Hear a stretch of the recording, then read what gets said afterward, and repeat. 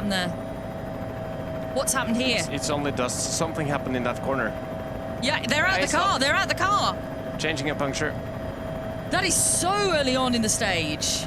Gregor said it did so many nasty stones out there. It's so easy to get a puncture, and he stopped just right after the first split. So it's only a few Ks into the stage, and it's a long stage back, so you need to stop and change the puncture. Yeah, they've passed the opening split point, which is 4.5 Ks in. But these are our rally leaders. Tanak, Martin Jarveoja, and title contenders as well. Stopping to change the rear right.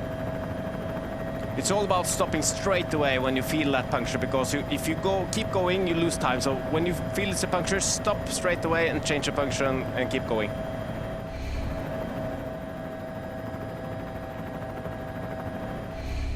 It's 5.6 kilometers into the stage.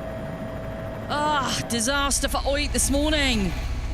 That's a quick tyre change, though. I think it's a very good tyre change.